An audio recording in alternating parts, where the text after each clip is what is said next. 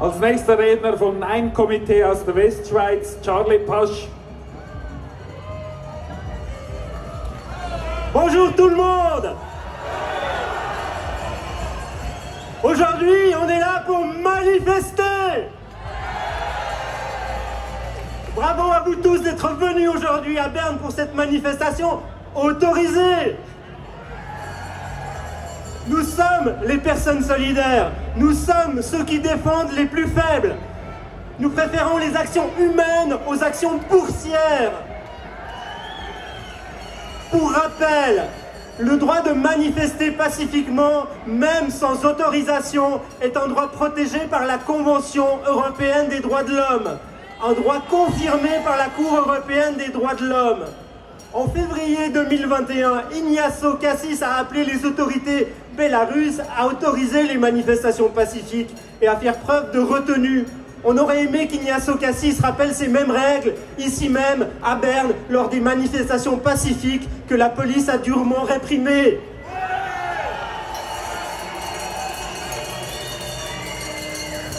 La police est là pour défendre la démocratie, pas pour jouer les agents provocateurs sur ordre des partis politiques, eux-mêmes au service de l'industrie du Covid.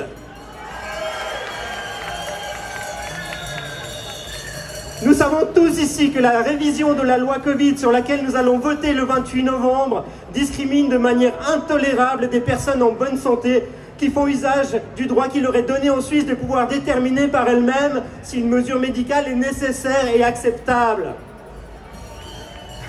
Beaucoup d'entre nous, comme moi, ont fait ce choix, non pas par ignorance, mais au contraire parce que nous ne sommes pas dupes de la disproportion des mesures prises qui créent plus de dégâts que de bien.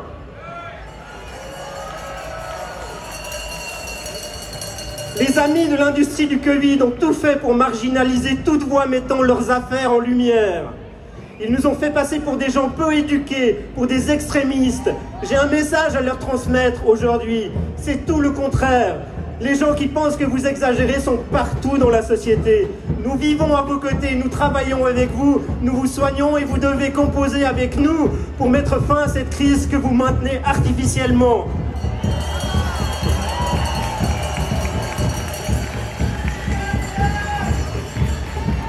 Les étudiants, parmi ces discriminés, on l'a entendu, se trouvent les étudiants qui subissent un chantage à la vaccination pour accéder aux cours, aux bibliothèques et aux cafétérias. Malgré leur bonne santé, sans certificat, ils doivent assister à leurs cours depuis le seuil de l'auditoire. Ils peuvent aller chercher des livres à la FNAC ou chez Payot, mais pas à la bibliothèque. Hier, nous avons reçu une excellente nouvelle pour les étudiants vaudois. Le recours que nous avons déposé avec le collectif Éducation sans certificat profite d'un effet suspensif. Et lundi, les étudiants vaudois pourront retourner en classe sans discrimination.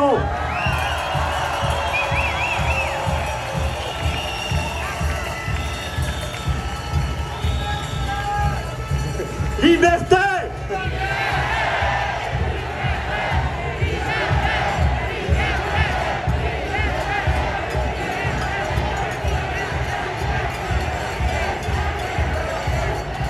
L'industrie du Covid.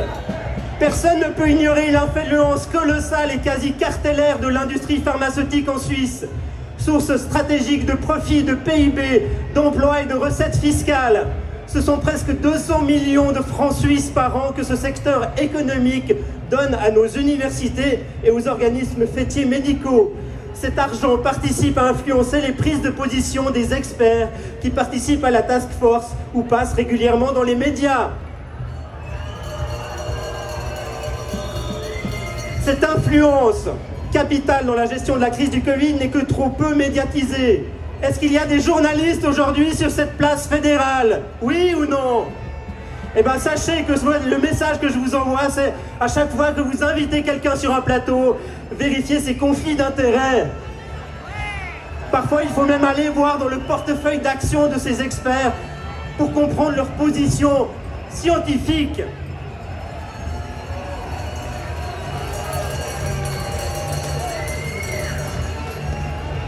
La règle de 3 de la crise Covid. Une chose qui me frappe dans cette crise, c'est la parallèle que l'on peut faire entre les conditions de mise sur le marché des vaccins édictée par Swissmedic et le déroulement de la crise. Principalement les 3 points suivants. Premièrement, pour qu'un vaccin Covid soit mis sur le marché, il faut qu'une pandémie ait lieu. Voilà qui peut expliquer pourquoi la menace est constamment exagérée, avec des projections glauques qui ne se réalisent heureusement jamais, mais servent à entretenir le sentiment d'une crise grave. Les autorités faisant fi du bon sens contribuent à la crise, par exemple en laissant fermer des lits hospitaliers en Suisse pendant la pandémie. Est-ce que c'est logique ? Deuxième point, pour être autorisé, un vaccin Covid doit apporter un grand bénéfice thérapeutique. Voilà qui pourrait expliquer pourquoi on nous bassine à longueur de journée que les vaccins Covid sont sûrs et efficaces, malgré des chiffres plutôt inquiétants en termes de quantité d'effets secondaires annoncés, qui ne sont eux que la pointe de l'iceberg. Ils relèvent de la culture générale que la pharmacovigilance est très lacunaire. 90 à 99% des effets secondaires ne sont jamais annoncés. Et ça, on n'en parle jamais dans les débats. Pourquoi, d'après vous ?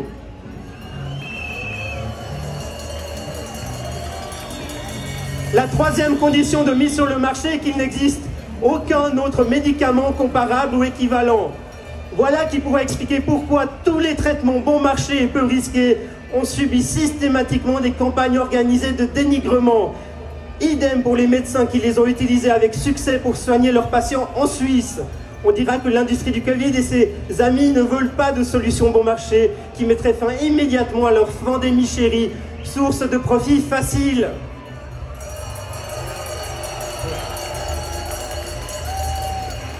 Le 28 novembre doit être un vote de principe contre la révision de la loi Covid. Il faut dire stop à des autorités qui prennent constamment des décisions qui aggravent la situation. Il faut dire stop à des autorités qui ne tiennent pas leurs promesses. On assiste maintenant à une très honteuse obligation vaccinale indirecte, avec une pression inédite sur les personnes qui ne veulent ou ne peuvent pas recevoir l'injection.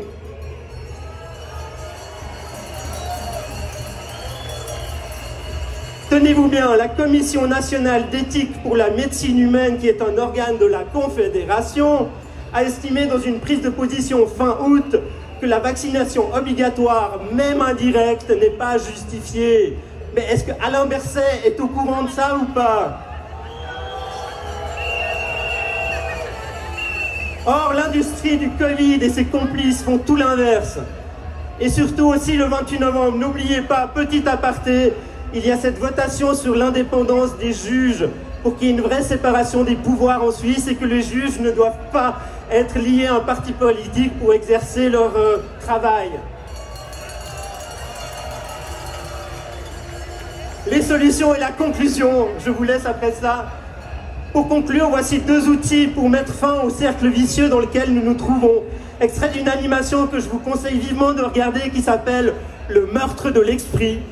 On le trouve sur YouTube, désolé, ça n'a pas encore été censuré, je ne sais pas pourquoi. Premier outil, il faut réinformer massivement la population avec des informations équilibrées pour leur permettre de se faire une opinion éclairée sur la crise. Allons dans la rue, allons rencontrer les inconnus, parlons-leur. Participez aux médias, il y a des médias alternatifs qui existent, diffusez ces informations. Voilà.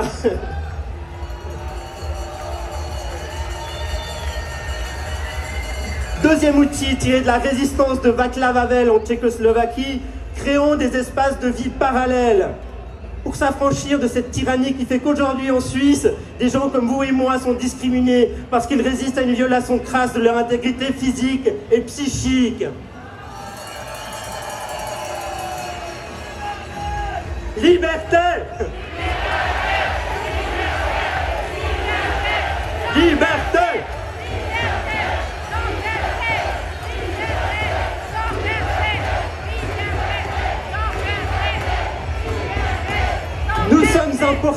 Nous sommes importants car nous sommes des lanceurs d'alerte. Tout ce contre quoi nous avons mis en garde depuis bientôt 2 ans a fini par arriver. Les autorités réagissent avec 1 an de décalage, comme pour laisser du temps aux profiteurs de gagner de l'argent sur le dos de notre santé physique, psychique et économique. Il faut que cette mascarade cesse avant de détruire profondément la société.